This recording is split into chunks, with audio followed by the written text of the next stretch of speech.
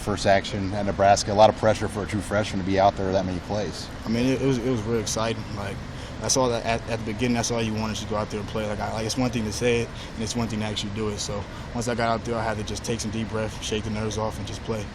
How do you think you did? I think I played all right. Like, the biggest thing is I learned that, like, people are going to catch the ball and you got to have a short-term memory.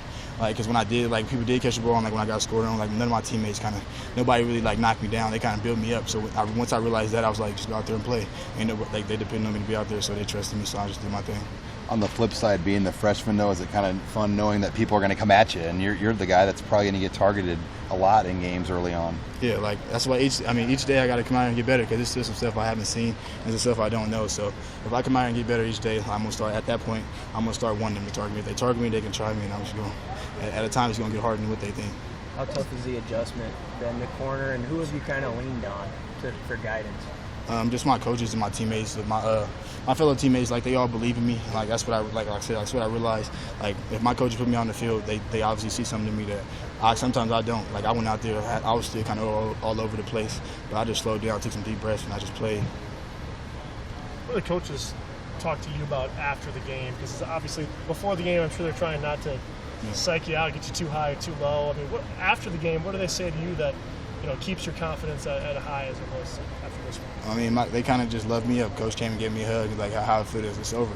And like that's one of the things I was thinking, like, just get through this game. Don't let nothing happen. Like, don't get scored on again. Like little stuff like that. But like, I mean, during the game and stuff like that, all the coaches are on the edge. They push you like a little bit of seriousness, so you can't really. But after the game, regardless or not, people caught the ball. I got scored on. Everybody was so happy that we got the win. So that's what really mattered. When you committed, I mean, you obviously came with a lot of praise and recognition out of high school. Is this kind of what you envisioned week one of your college career, to kind of go this fast and be on the field right away? I mean, that was the plan. But like I said, it's one thing to say it, and it's another thing to do it. Like, I struggled early. Like, it was times like I went back, like having to play behind people and stuff like that. Like, I never had to do that.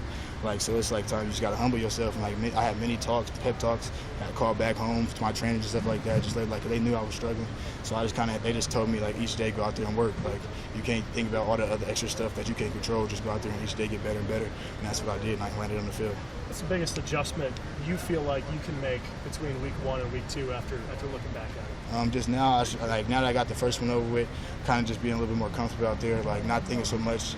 I'm just poisoning myself a little bit more, staying on the field and being better prepared, like, for my opponent. Is there one play or a couple of plays maybe that stick out to you where you were like, I know I can make this play, it just was a little too fast for you maybe the first game?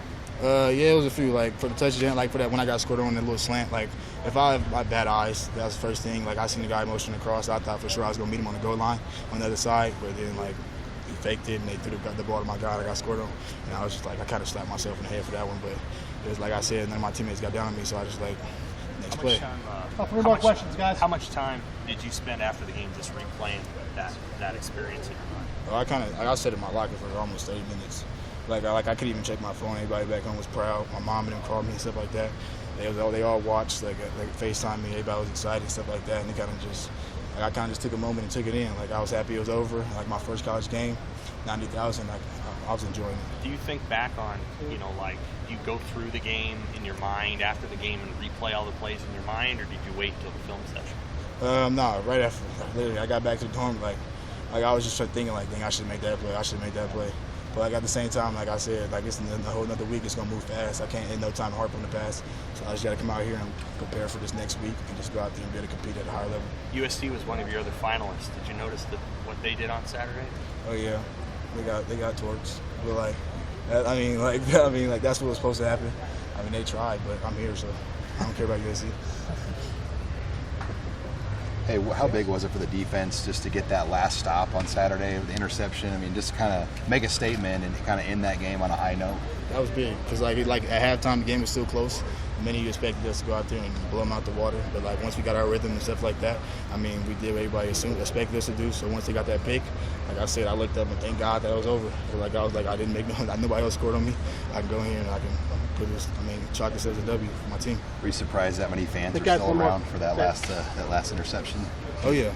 I mean, you seen people like trickle off a little bit, but they were proud, strong, to the end, and that's why it's got the greatest fan base in America.